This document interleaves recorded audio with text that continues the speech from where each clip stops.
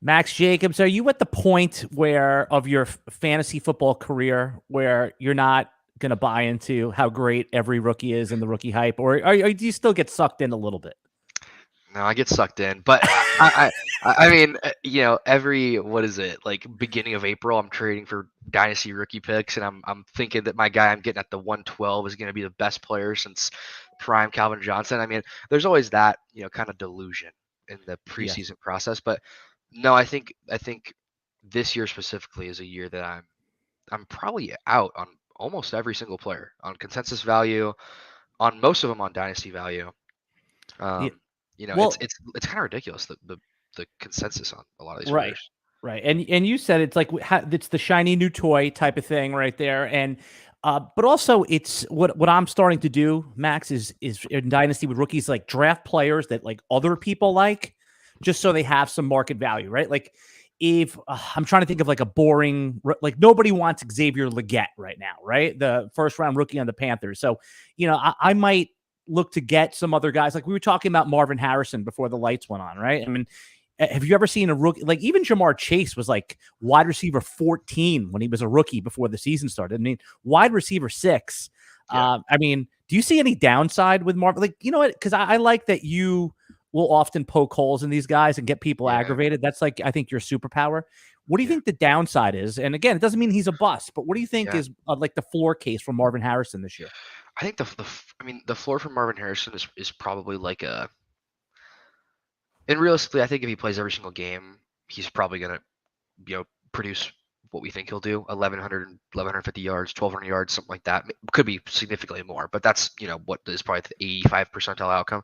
But the floor for him is probably maybe he misses a game or two his rookie year, comes back slow from an injury, like maybe kind of like the Jackson Smith and Jigba thing where like Ooh, that's maybe bad. yeah. I mean, maybe not quite that bad, like 600 yards or whatever, but like he has a hammy or just a little injury here and there that he misses a game and then he plays half the snaps the next game and it kind of lingers throughout the season. They're going to be so bad, they're not going to need him to play every snap of every game. They know what they got. So the floor for him is probably like 950 yards and 5 touchdowns on 60 catches. It's probably that. And, Yeah. and that would be a ginormous miss at his current value. So Oh especially my with Trey God. McBride, if McBride is 1100 yards, 8 touchdowns, getting targeted how he was last year, we could see Marvin Harrison not reach a 90 percentile outcome. So Yeah, I mean Marvin Harrison, even if though let's just say he gets like 850 yards and like 6 touchdowns, right, on 74 catches, that is a pretty good. That is a pretty good rookie season. I mean, it would be a bust if you took him in redraft in the middle of the second round, but he'll get a pass from dynasty players. Right? They'll be like, okay, high pedigree, year one, so he probably won't lose much value even at his floor outcome. So I guess that does make him a good rookie pick. yeah, I think in Dynasty he's a good pick anywhere 1-1, Yeah. 1-2, any later, obviously. I mean, we were just talking about this a second ago, but like you're gonna have players that people want, and you want to have those players. You don't want to have a Xavier Legette. You don't want to have a I don't know. I mean, even Ricky Pearsall is like not Right. really it's like, even though he's on an elite offense and it should be valued somewhat going into the future. I mean, Adonai Jonathan Mitchell. Brooks, AD Mitchell, yeah, Yeah. guys like that. Like Jonathan Brooks is like I think wide receiver 10 to 14 consensus, somewhere in that range, depending on what site you're looking at. And like that's a guy who tore an ACL, is on a horrible offense with a horrible offensive line, and there's still the running backs there. Like he's not a sexy asset, and you need No. those sexy assets because, in my mind, how I view Dynasty and rookies in general, even I guess you can put this towards redraft, but there's only a certain number of like fleeces in your Mm. league. There's different periods of like sections in your league. There's the pre NFL draft process where everyone's trading for draft picks and you can fleece people for draft picks. There's the post NFL draft where you have people who land on teams that are really good situations and you can trade them. You can trade for guys who are in bad situations and you're hoping for upside later on. Like a Odunze would be like a perfect example of that. Mm-hmm. And there's different like sections and times, and in each of those sections and times during the season there's a certain number of fleeces that can happen in your league each year, and if you drag your feet and you don't have the sexy assets, you are going to get left behind and other teams are going to make gains in terms of like their value of their team. So Yeah. I think what you're talking about here is like the dynasty calendar, right? Yeah, yeah. Yeah, there's point scoring season, and then there's rookie draft season, and right, like Mike Evans, right? I always use him as like the perennial undervalued guy in dynasty. He goes in the second round of redraft, or third round, whatever it is, and like in these dynasty superflex startups, he's like a 10th round pick, 9th round pick, and Mike Evans is almost worth nothing in January and February in these dynasty leagues, and then you get into point scoring season, and he's got 8 for 90 and 2 touchdowns in week 1, and everyone, there's some value there. And that also holds true for the rookies, right? Like the rookies have Marshawn Lloyd, the running back on the Green Bay Packers, right? Like everyone wants him, 3rd round pick. He's going to push AJ Dillon out of the way. And then what happens? Week 1 inactive or something like that, right, Max? Yeah, yeah. I mean, I wouldn't be surprised if something like that happens all the time. I mean, guys like Trey Benson are super hyped up right now because he's got an injury-prone old James Conner in front of him, and I like Trey Benson. I think his film is incredible. I'm in on Trey Benson, but this is just an example. Like, what if he plays, 15 snaps week 1, less than that, and I don't even remember the guy's name. What was it? Eric Democ? Amari DeMarcado? Whatever. Yeah, that guy. Amari. Yeah. Yeah, Amari. Yeah. I mean, what if he's the RB2 again? Right. And it's Michael Carter's there. Yeah, Michael Carter's there. What if he's catching passes? Like, right. It's there's so many little things that affect dynasty. Like a guy that I want pretty much nothing to do with at his current price is Keon Coleman. Keon Coleman has this like aura to him because he's super likable. Everyone saw that interview about him, talking about how he golfs and how he's Tiger wish he could and not Tiger Woods or whatever. And like he's likable, cool dude. Like I like Keon Coleman, but like let's not forget this dude is on a team with Curtis Samuel, Dalton Kincaid, and a team that is going to be run heavy. And at the end of the year, they pass the ball 20 times a game because it's snowing every single game. Right. And you know what, you said something though. I want to like bring these two thoughts together here because Keon Coleman is like the poster child for polarization, right? Because he was the 33rd overall pick in the NFL draft. So he's quote a second rounder, but come on, is there really a difference between one extra pick? You'd rather him be with Josh Allen than with Bryce Young, right? And be one or two more picks forward, in the first round and be a quote first round. So would you draft someone like Keon Coleman, even though you don't like him and you know that the setup is probably bad, just knowing that there's going to be someone in your market, in your league that does like he is the most polarizing rookie. Yeah. I mean, I think just because he's on a team where there really isn't an alpha, there isn't a wide receiver 1, and like he's with Josh Allen, tied to Josh Allen, obviously you can sell that. Like any player that I can sell like a car salesman and get you to take a 17% interest rate on a 72-month loan, like I'm gonna do that, right? Like Keon Coleman's a perfect example of that. Like I can sell to somebody who wants to move on from like I don't know what. We'll use Mike Evans, man. That's the perfect. Yeah. That's a dynasty trade right there. Yeah. Like I mean, dude, if I have Keon Coleman and I'm a contending team and I don't need him to produce for me, I'm gonna trade Keon Coleman for an old producing receiver at like week 8 who I know is in a good situation. I'm gonna get him, an old guy, and I'm gonna get like 2 second-round picks on top, or maybe even ask for a first. Like, and I'm gonna do that and snowball the value of a guy who's right now all hype. I couldn't find the exact report, but I heard from a good buddy of mine, DNR Sports. He's done huge stuff in the fantasy industry too. A lot of people know him really well. Yeah, I follow DNR Sports. I follow that. Yeah. Dan's a good dude. He was telling me the other day that there was a report that came out that one of the coaches on Buffalo was saying that Keon Coleman needs to develop a lot as a route runner. I couldn't find the report. I only looked for like 5 I saw it as well. I did see it. Yeah. So I haven't read it, but that's not a good thing to hear. When you're saying bad things about a rookie as a coach, right? That is a horrible sign. Horrible sign. It's ignore the good and listen to the bad with the preseason hype, right? Yeah. So like, and again, Keon Coleman was never a route runner in college, but like you go back and watch the film of him, and it's like they give Johnny Wilson more targets per game. Like, and like I was watching the film, and I'm like, dude, Johnny Wilson is like clearly a number 1 on this team for whatever reason. That could just be the offensive coordinator there was just stupid. It could be whatever. But like that's got to raise some eyebrows, just that he wasn't some alpha in college, and he doesn't have the skill set of an alpha wide receiver 1 in the NFL. He's just a really athletic, like big guy who's going to catch everything, and that's great. But that's the T. Higgins archetype, and like those guys are never elite dynasty assets. Like look at everyone who's elite in dynasty right now. You have the Amon-Ra St. Browns, the Justin Jeffersons, the Jamar Chases, the CeeDee Lambs. Those guys aren't just big guys who can catch. Those guys are all technician route runners who can do everything and play after the catch and all that kind of stuff. So I saw Brock Bowers pop up. That's yeah. That we'll get there. We'll get there. Yeah. I didn't mean to do that. That's a little preview because Yeah. we're gonna get there and talk about. We're gonna really. I mean, all right. You know what? Let's do it now. We already crapped on Keon Coleman a little bit, right? Yeah. And by the way, it's not. I know it's like a crutch to say Keon Coleman will be better in best ball. You know what I'm saying? Because of the spike weeks, but like. I always make the joke. You know who's better in best ball, Max? Every single player. Yeah. Right. Yeah, that's true. I mean, you never start a lineup. So of course they're gonna be better.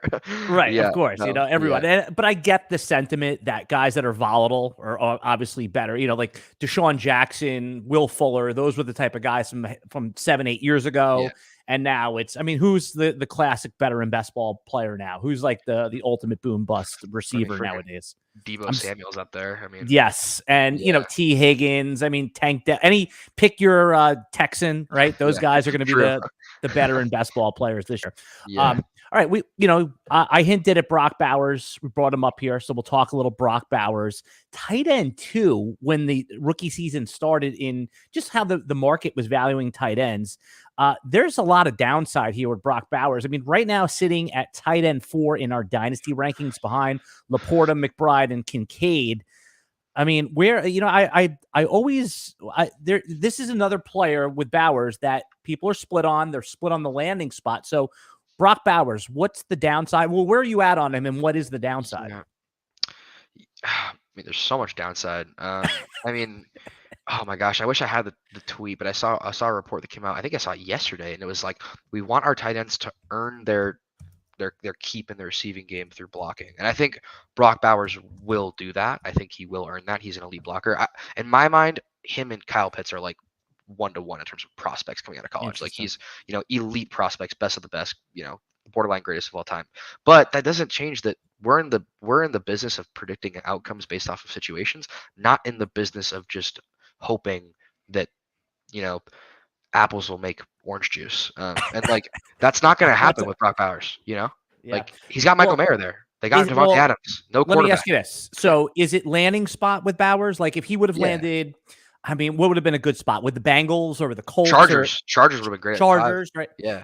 So then you would have been more bullish on him. It's just purely the landing spot. He would have been, if he would have went to like a good team that's going to use him and give him a lot of work in the receiving game, he would have very, very easily been my tight end 1, like even over Sam Laporta. How about the Jets? Would that have done it for you? Yeah, maybe not the Jets. He probably would have still been below McBride and Laporta for me if he went to the Jets. But like Chargers, he probably would have been my tight end 1. A couple other spots too. But like the Raiders is like pretty much as bad as it gets. I feel like. I mean, you have no quarterback situation. You just paid Gardner Minshew. They're not going to be bad enough to get a top quarterback in this draft class. They're not going to trade a bunch of picks to go get a quarterback in this draft class. They still have Devontae Adams. They still have Jacoby Myers, who they love. Their coach has been raving about Trey Tucker. It's like they got. I mean, obviously Josh Jacobs is gone, but Zamir White should get a bunch of work. I mean, do you remember the last couple weeks of Zamir White last year? I'm not saying that he's like a great player, but they were an established the run team, right? So that you can bank on, 25 to 30 runs a game. Oh yeah, for sure. I mean, and why would they sling the rock 50 times a game? With Gardner Minshew, they're not stupid. They got. Yeah. I wanted to ask you about the Michael Mayer thing because.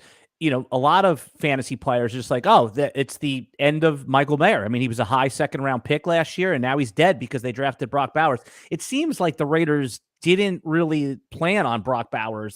Seems like they wanted a quarterback, but when both of those guys went off the board, they're like, hey, like a good dynasty player, you just take the best player on your board. Yeah, and I think a lot of it had to do with Bo Nix getting taken, in my mind, 3 rounds too early, and just how that crazy quarterback run went those first 12 picks. So like, when you have your best player available, you take him, even if you have Michael Mayer. And it makes sense to me. I think Michael Mayer had the potential to be like a fringe top 10 tight end in the NFL, but Brock Bowers has the upside to be like the next George Kittle. So like you take the next George Kittle. You don't let that slide. So I don't think Brock Bowers, or excuse me, I don't think Michael Mayer has legitimately zero value, but first off, no one's going to trade for him in your league. So probably zero value off that alone. And 2, he's never going to have like I don't even know if he'll ever eclipse 700 receiving yards again. I mean, I could even say 500, and I wouldn't feel horrible about saying that. Oh, So yeah, it's tough. Like he's never gonna have that year unless for whatever reason they revert back to early 2000s football and run 2 tight end sets and they both get peppered with targets. But with Adams there, I don't see that happening. And with the current quarterback situation, why would Michael Mayer be a priority?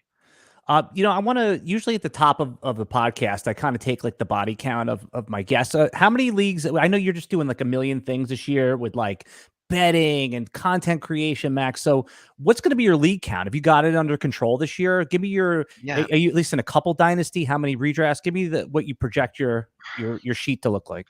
This might be taboo for me to say this. I stopped playing redraft. Yeah, no, it's not taboo. It's not taboo. Yeah, I don't know. I stopped playing redraft. I don't get anything out of it. I mean, I really don't like it anymore. I draft a Saquon Barkley and tears his ACL, and my whole season's over in week 2. It's like right, and there's no trading. There's no trading. It's like it's I can't trade a ACL torn player. So yeah, I don't know. Redraft to me feels a little silly now. I don't play it anymore. I'm in 2 dynasty leagues. I wanna be in a third one, but I'm pretty picky with the dynasty leagues I want to be in. Like I want to be in a league where like trades are happening every day. Like I want to be in a league. Yeah, super active. I want to be in a league where people are talking crap to each other every single day, talking about how bad teams are. I want to be in a trade where I want to be in a league where there's a team that has not a single startable player and 20 draft picks. I want chaos.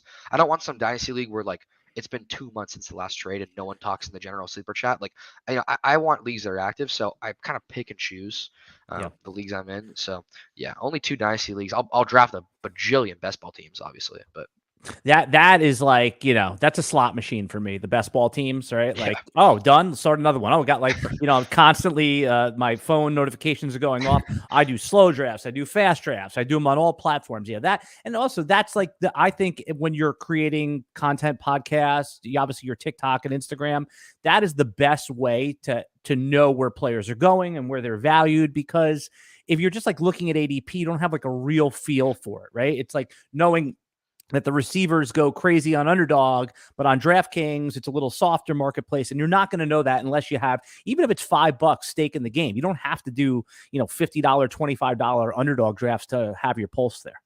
Yeah, no, for sure. I mean, redraft is by far the worst right now. I do still do a couple redraft leagues because I get sucked into auctions, and I don't even like auctions, but when I'm in it to do one, it's no big deal. It's but cool. Yeah, it's cool. It's just 3 hours, and takes a while. It's a while. Auction's tough. I've only done one auction league, and the draft was such a pain to me. But it was cool though. Like it was so different that it was cool. Yep. But it definitely does feel a little outdated though at this point. It's like doing a foursome. It's like It's cool, but it's like too much going on. Yeah, it's like let's just stick with 3. Why are we trying to why are we trying to reinvent the wheel, right? Like exactly. Yeah.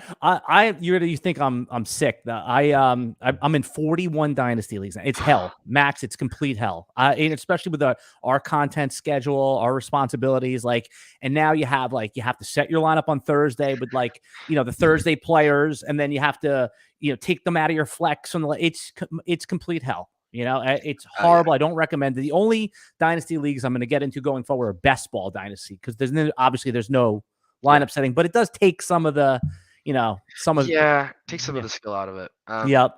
I mean, you're 41's crazy. That's insane. Yeah, it's crazy. And obviously, I have a handful that are more money that I care about more. I have a bunch of $30, $40 leagues that someone's like, hey, can you jump in with RotoWire guy? So that's fine because I love drafting. But anyway, I'm here with Max Jacobs, and we're talking about downside of rookies. And Max, we talked about a few guys already that are kind of at the top here, and I want to stick with Odunze because I think that there's nobody that everyone likes Odunze. And Odunze's situation. I know. It reminds me a lot of CD Lamb being blocked. But what is the downside of Odunze now that he's on the Chicago Bears?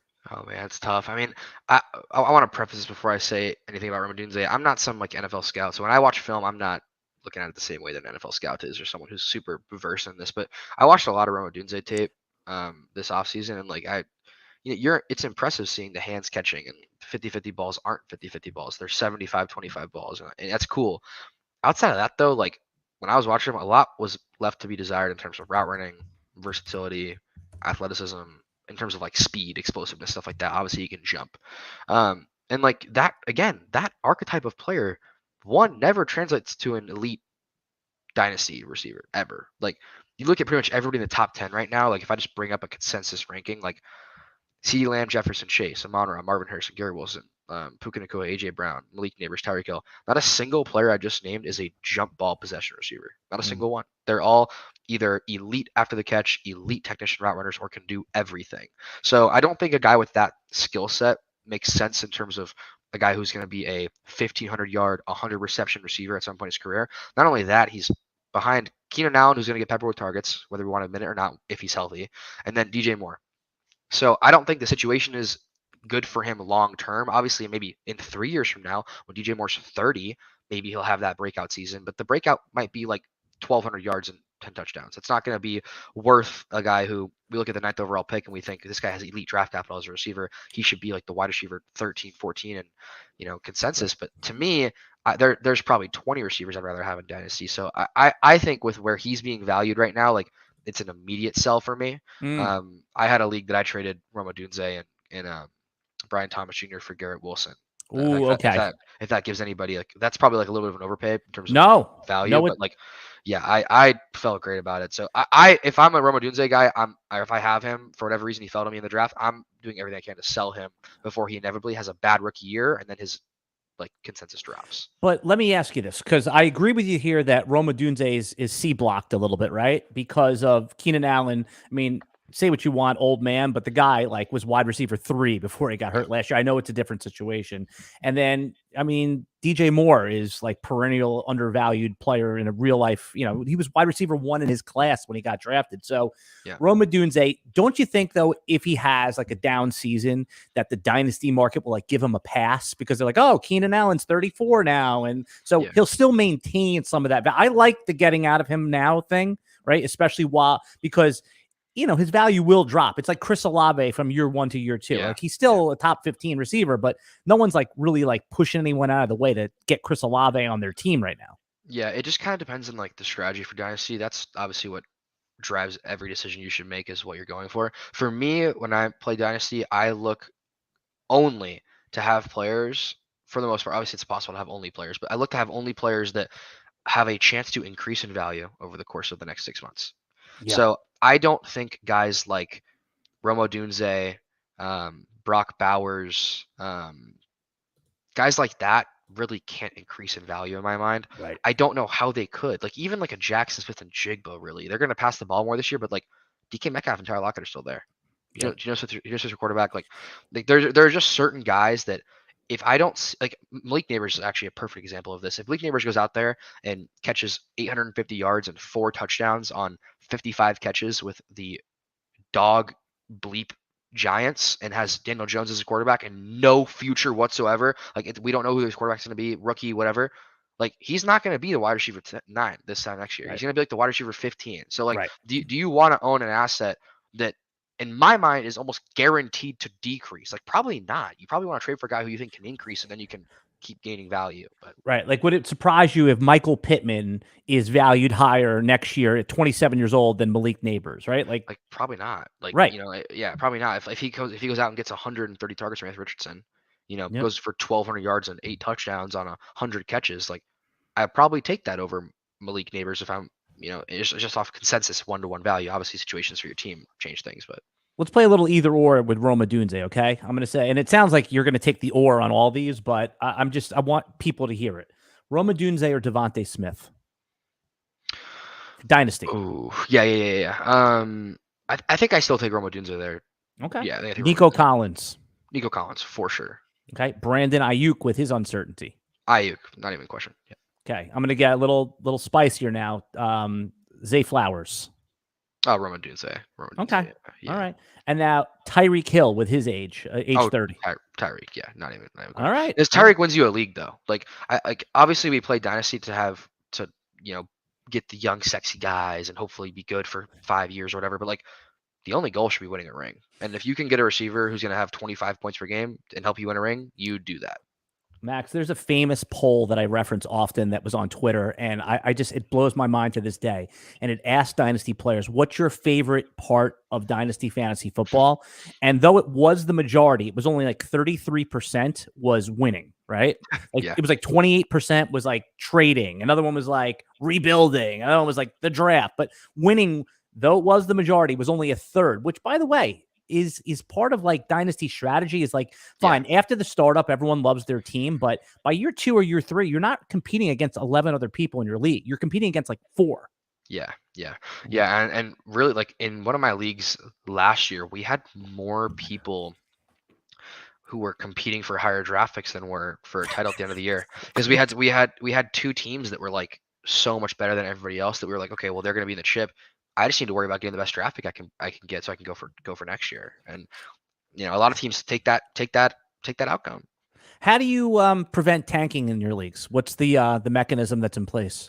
I mean, my league's a little, we're a little like, I wouldn't know if I call it new age about this. Like, we call it a clean tank is what we call it in my league. And like, explain that. I think I know what you mean, but I want to hear. Yeah. People are always asking me about like, how do you prevent tanking, or what's the right way to tank? So explain. Yeah. This. I think the right way to tank is you should have some skill involved. Like last year, for example, I was tanking last year, and in my main league, and I had like Dallas Goedert, Cole Kmet, and like Dalton Schultz, and like I would, I think Cole Kmet was better week to week, but like I would start like Dalton Schultz, on purpose, just to try to lose, or I would drop a defense and I would pick up whoever's playing the Chiefs, or like pick up whoever's playing a really good offense. I would pick up a kicker who hasn't kicked many field goals during the year, right. Or in a bad weather kicker or something. Yeah, whatever. Like end of the season, pick up a kicker who's kicking in 50-mile-an-hour winds.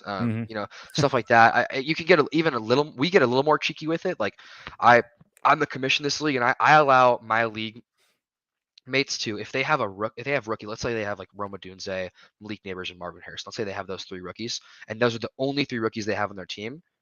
Throw them in your taxi squad, and you don't even have to start them. And you can start Rashid Shaheed.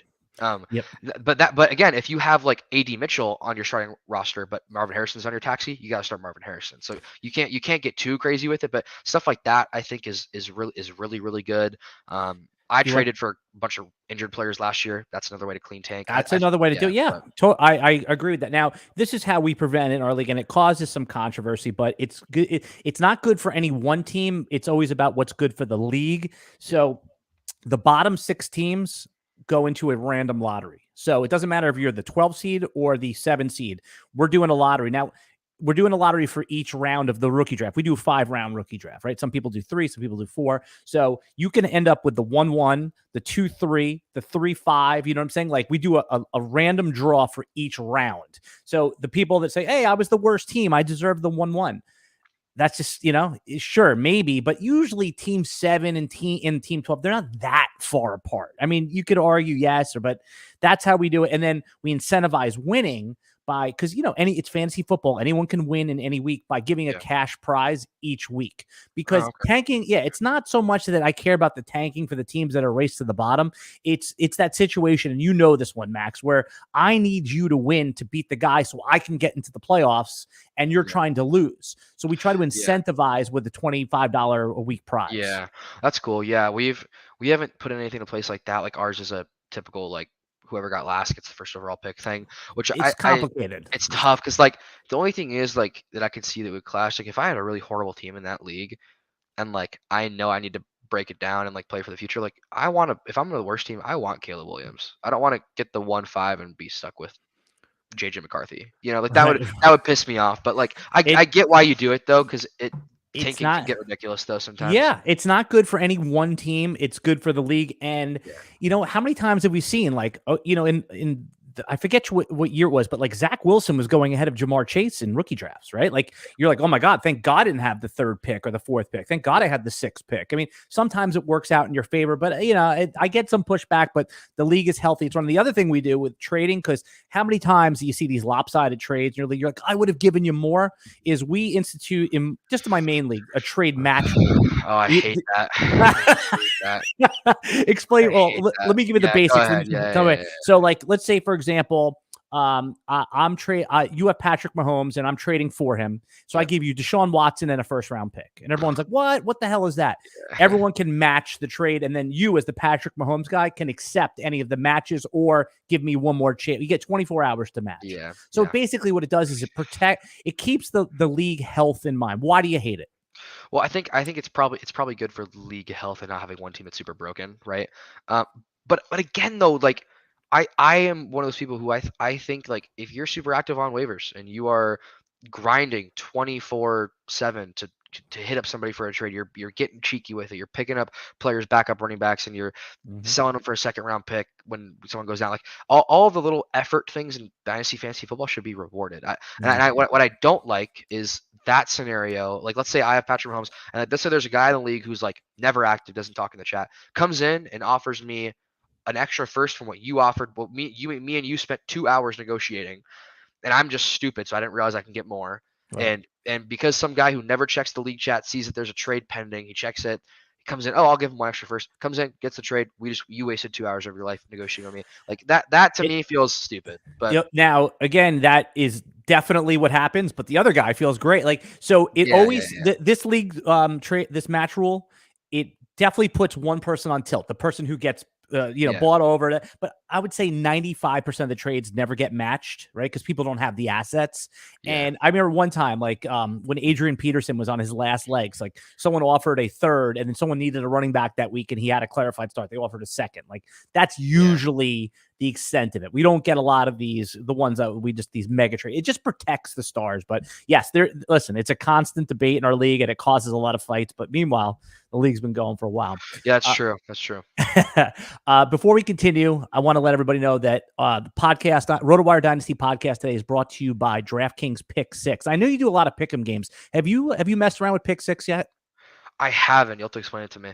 Yeah, well, Pick 6, again, it's exactly what it sounds like, the Pick 6. It's and I'll put everything in the video description below. It's DraftKings' attempt to get at PrizePicks, to get it underdog, right? I mean, they did a good job, I have to admit. Like, they did design the product really well. So I'll put our code and you can double your deposit and all that kind of stuff. Yeah.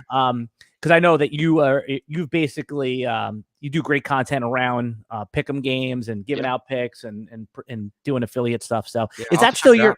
Yeah, is that still your? Yeah, right. Could be another affiliate for you if you. More of I'll check it out for to play, but yeah, we'll see. Yeah. For those who are just getting introduced to you for the first time, Max.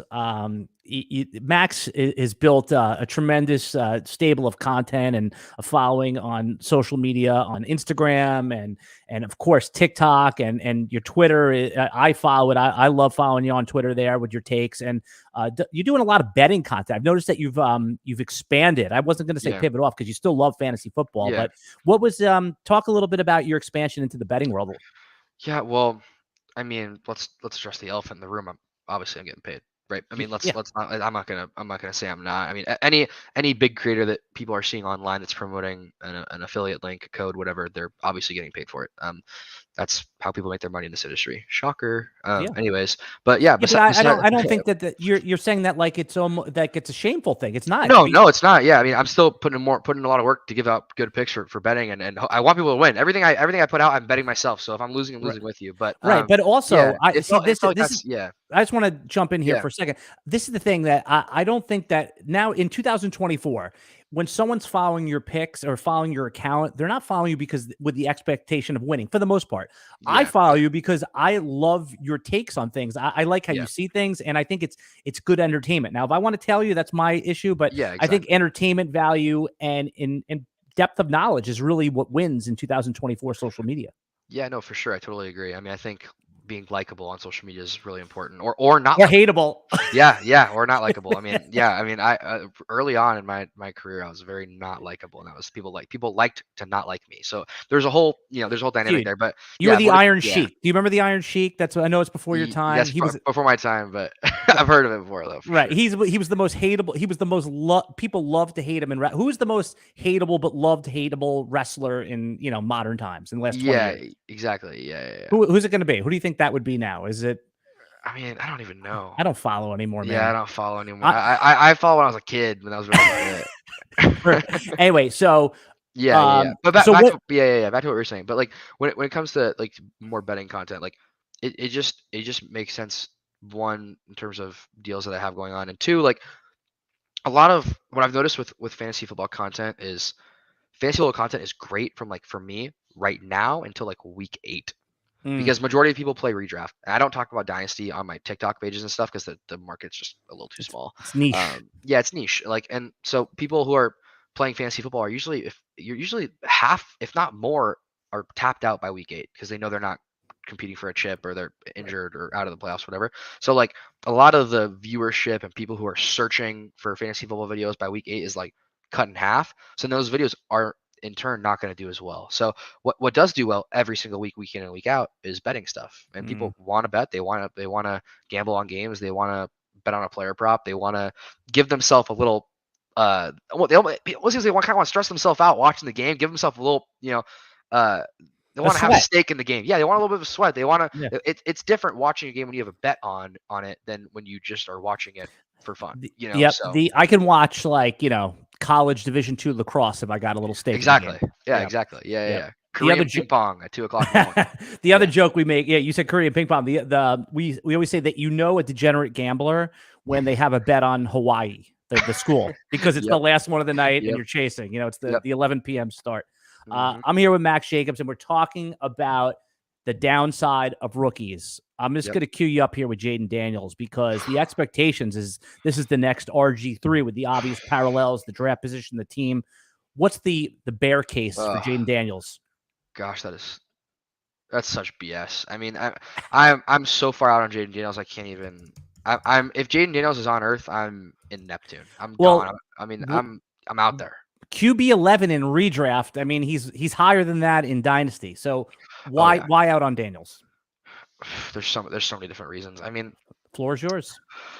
I mean, where do I start? Okay, I think first off, before I preface anything, Jayden Daniels is a current Justin Fields player. He's Justin Fields right now. That's him right now. He's Justin Fields right now, but he took 3 years longer to break out in college.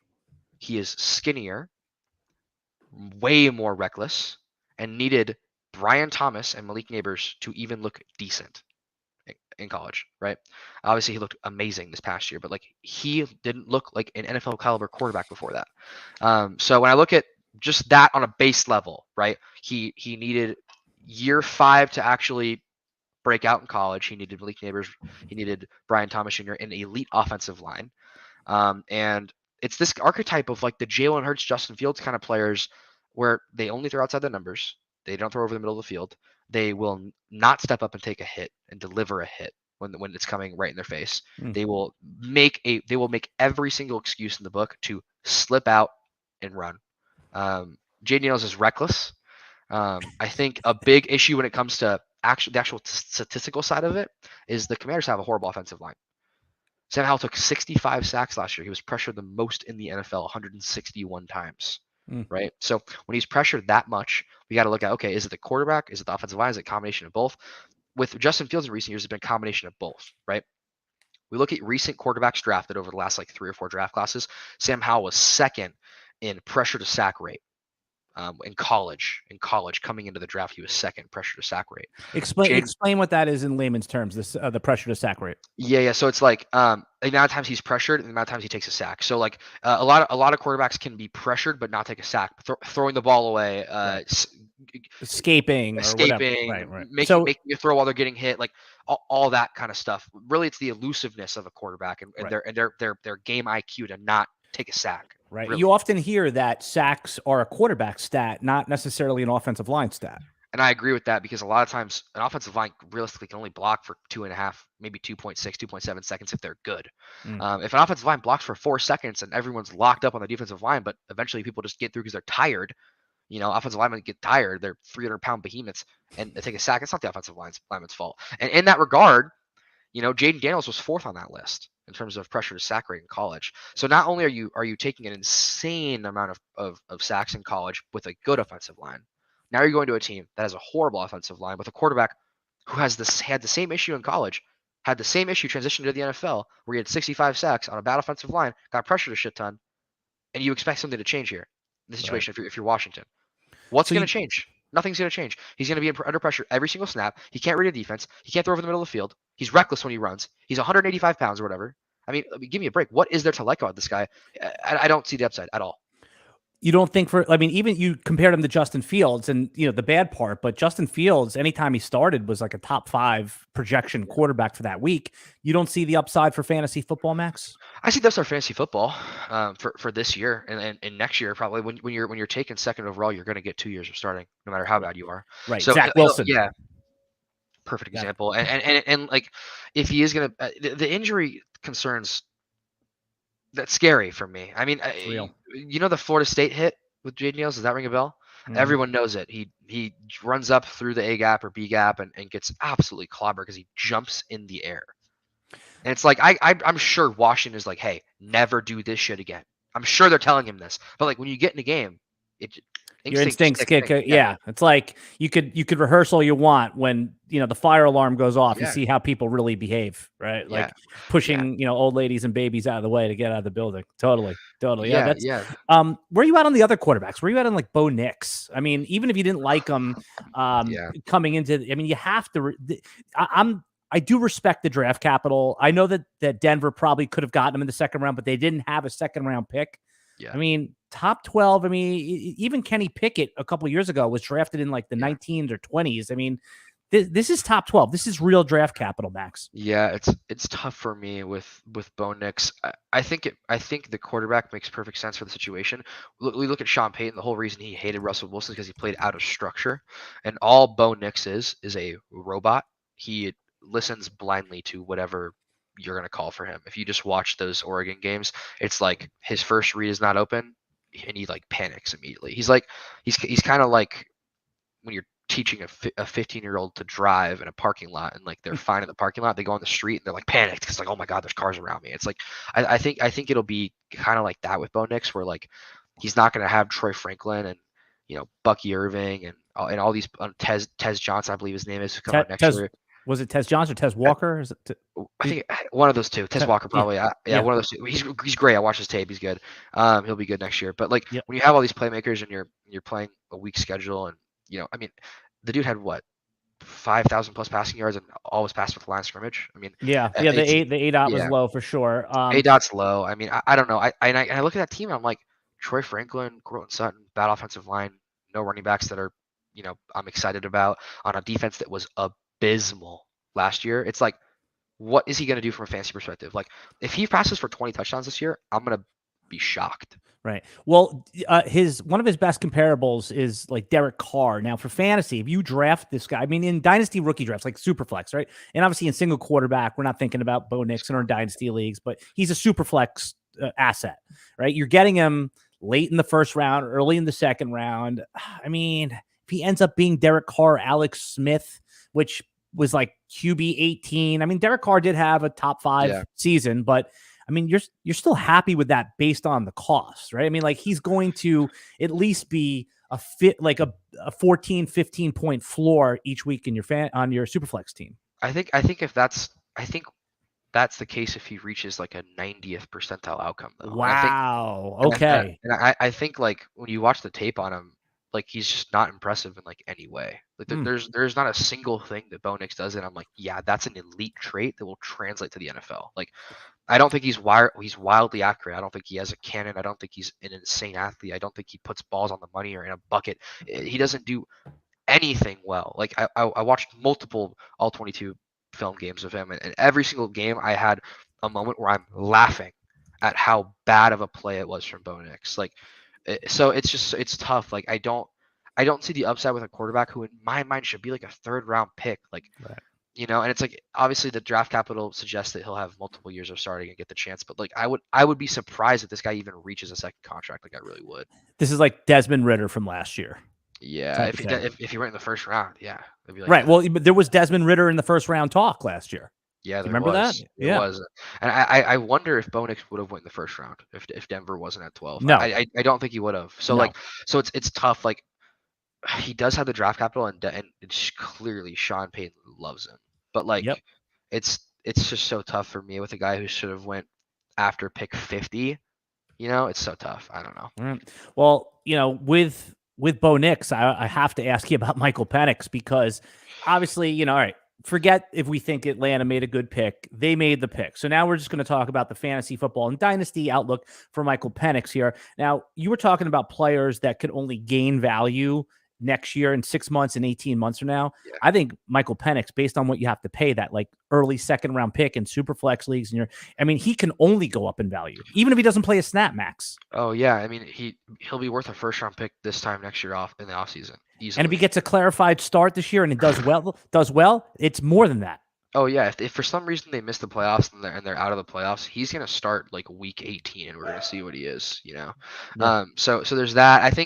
I think Michael Penix is a guy that I would want to roster. Michael Penix is the perfect player to go trade for if you have a clean tanking team. Like, right. If you want to lose on purpose, like it's funny. You know him, Mason. In my league, this is just a buddy of mine. For those who are watching, not a lot of context here, but and by the way, an employee of RotoWire now. So. Yeah, smart guy, knows a lot about fantasy. He has a clean tank team right now, and he just traded for Michael Penix.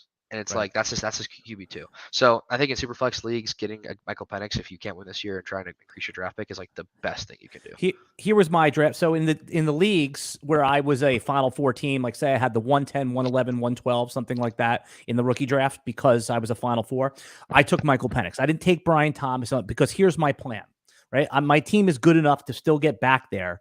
And there's a couple, and this was also, I looked at the rosters of the teams that I thought would be bottom 3 or bottom 4. I'm going to trade Michael Penix for Tyreek Hill or someone like that. Yeah. In week 6, like it's going to happen. And, I just like any older wide receiver, it might be like Mike Evans and another useful piece, let's just say, I'm trying to think of a running back that might have a Joe Mixon if he's killing it, I drafted Michael Penix not because I'm ever going to use him, but he will be desirable to those bottom 4 teams, and they will give up older assets for him in the money weeks in the second half of the season. So they have to. They have no choice because those players, the Tyreek Hills, the Cooper Kupps, those guys, the Devontae Adams, if they're producing at an insane level this year, those guys are going to die on their rosters, and they're not worth anything dead when they're 32 years old. They're not when they're Keenan Allen. They're not worth anything. So that's a good strategy like that. Yeah, and that's what I'm saying. When you draft Michael Penix, you need to have a plan for him, right? Yeah. And you can always get your first round pick back at worst case, like absolute worst case. So, and then another scenario is that let's say that somehow they move on from Kirk Cousins, contract be damned. We've seen that already. And Aaron Rodgers retires. I'm just making up a hypothetical here. And Kirk Cousins is the next Jets quarterback. Now you have like a stock split if you have both of them, right? Because now you have the starting. Yeah. So there's a lot of that's possible. Yep. Lad McConkey. People love him. He's going now in the first round of rookie superflex drafts. Yeah. Well, I'll start with, are you on him for fantasy football? And we'll start with that.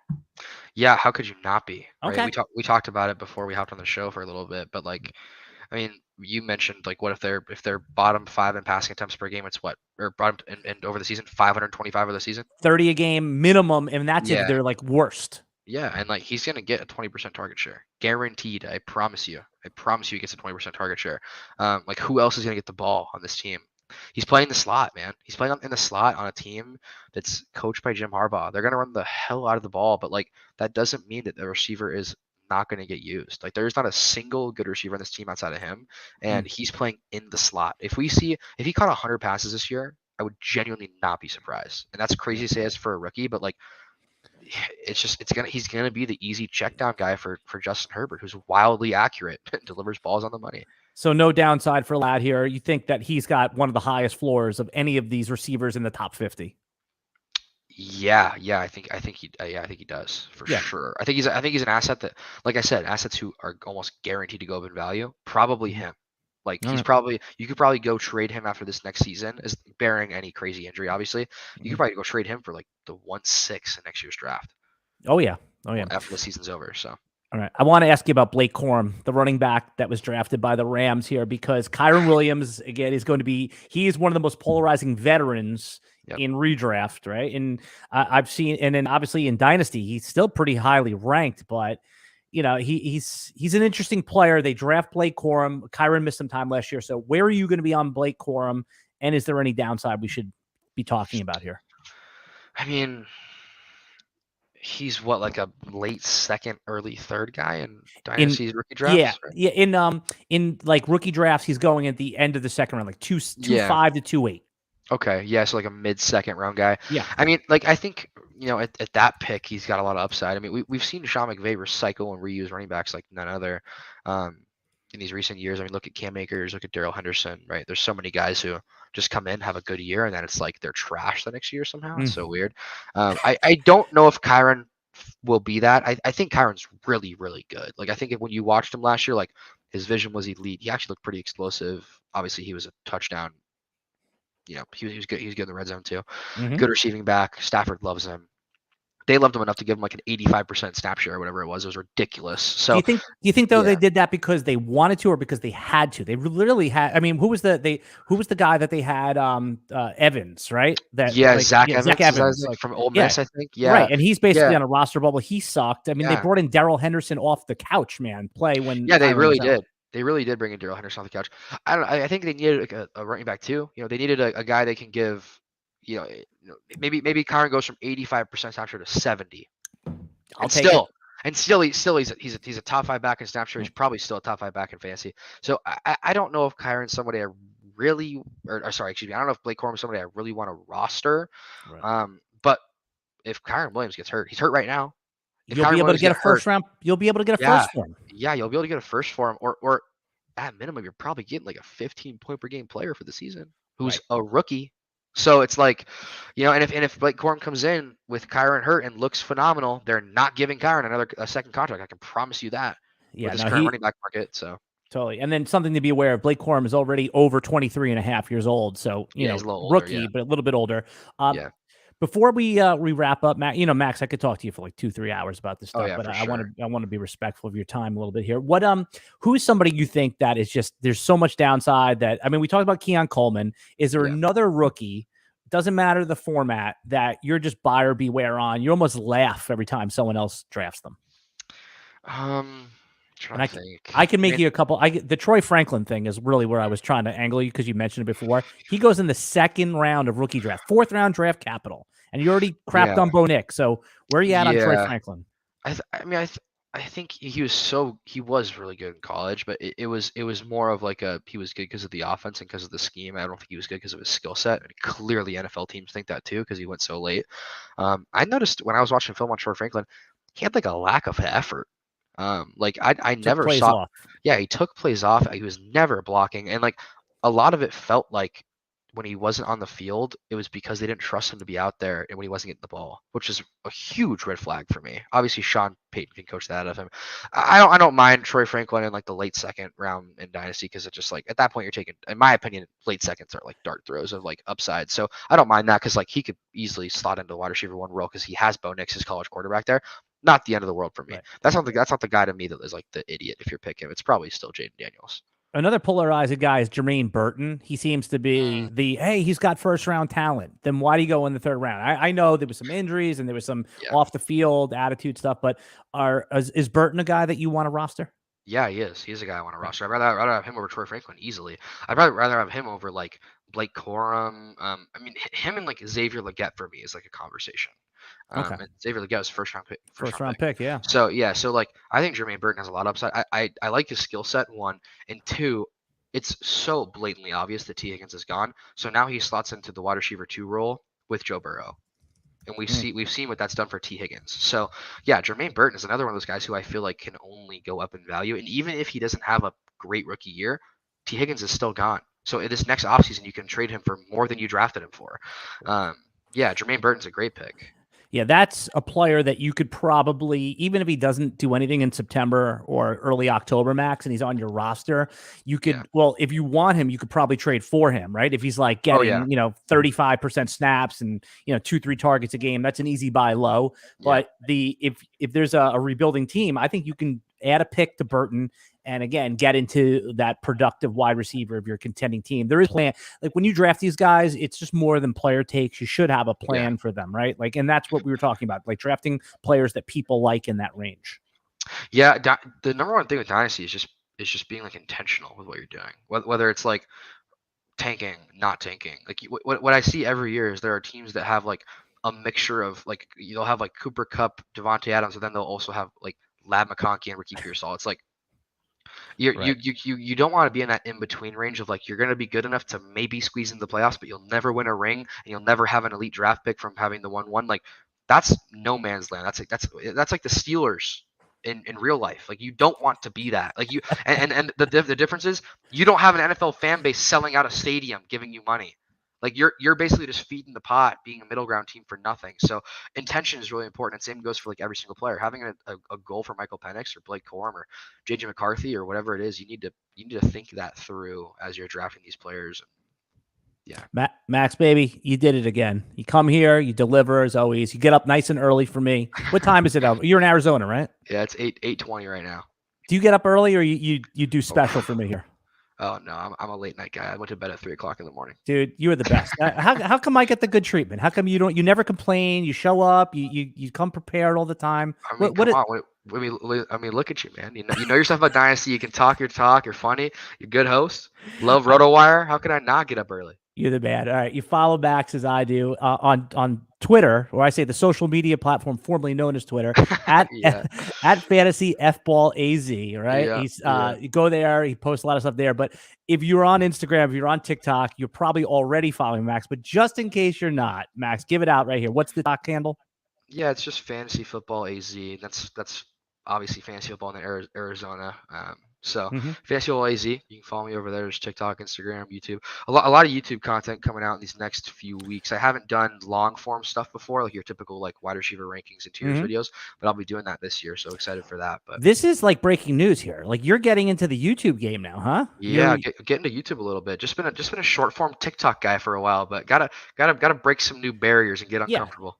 Well, also once you master a certain platform, it's a new challenge. You're like, okay, you see people doing it, you're like, I could do that, right? Like, yeah, 100%. Yeah, I mean, you get bored making TikToks for 2 years. I mean, it's almost like going through the motions now. So, but I can tell you though, I still watch all your stuff. You either that or you're faking the passion because it's still. I still. I love it. Still, I love it. Yeah, I love it. Yeah. If I know what you're saying, it's like you're ready for another challenge. Yep. What do you think? What do you think is the future like with I mean YouTube is here to stay. I think that's also a smart move strategically because YouTube seems like the one that's going to last no matter what. Do you see anything else coming up? Like where do you think TikTok is going over the next year or 3 years? I mean, dude, it might get banned so that there's that. But I mean, even if TikTok were to get banned, which I think is like such a low chance, but even if it were to get banned, Instagram Reels would absolutely blow up. There's always going to be another platform. There's always something else. Look at Vine a couple years back. There's always going to be something. Vine was TikTok, right? Wasn't Vine? Yeah, Vine was. I think Vine, like Musically or TikTok. Musically. Yeah. Those like there's all those platforms. I think YouTube and Instagram will probably stay. YouTube for sure. YouTube is like because I think like you see like former television stars and like news political analysts going to YouTube over these other traditional mediums to create content and monetize. Oh, people don't watch the news anymore. People don't watch the news. People don't watch, the TV. They go on their computer, they go on their phone. So well, I know you're immersed in sports, but when you do get new like political news or just like that, where do you consume your news? I mean, it's tough. I try to stay out of when there's is it TikTok? Is it Instagram? I don't know. It's kind of everywhere. It's if I really want to be educated on whatever's going on in politics or in the world, I'm probably just gonna take a Google search and then read a bunch of different articles from a bunch of different places and become well versed. Because I don't want to read one side of the story. I want to read whether it's a right, left, whatever. I want to read both sides to see what's going on. I get some politics stuff on my TikTok and my Twitter every now and then, but like that's just because the election's coming up and all that kind of stuff. So it's just like an algorithm thing. But totally. I wouldn't say that I search it I wouldn't say I go out and search for that as much as most people do. Yeah, I like the news stuff that like where there's like a dude sitting in a chair and he's like yelling at college kids and they're yelling at him and like yeah. What's his name? That's I know exactly what you're talking about. Yeah, he's got like a little like he's got high hair. Yeah, Charlie something. Charlie Kirk. That's it. Yeah, I love those videos. Those videos are great. Those Me videos too. are great. I mean, he's talking to a bunch of kids who are just like absolutely clueless. Have no totally. It's great. And the other one, I don't know if you're getting this. Are you getting the balloon popping dating show coming up on your feed at all? Yes, I get that too. But some guy walks in and it's just pop, pop, pop, pop, pop. Like, damn, that must hurt the ego. That would hurt me. Oh, and then they like, for anyone that hasn't seen this yet, it's a dating show, and then you basically, it's all superficial based on looks, and they're like, pretend it's not, and then they're like, they pop their balloon if they don't want to date the person, and then they ask like, well, what's wrong? They're like, oh yeah, I don't like his pants, they don't fit right, or something like that. Or, I saw one was like, I don't like your glasses. It's like, yeah, not see? Like, what are we talking about? Search balloon pop dating show. You will just be it. Yeah, that's like death scroll at night thing. I'm so funny. It's so glad that you got TikTok brain's getting to you. All right, man. We'll be back next week with another Dynasty Fantasy Football podcast.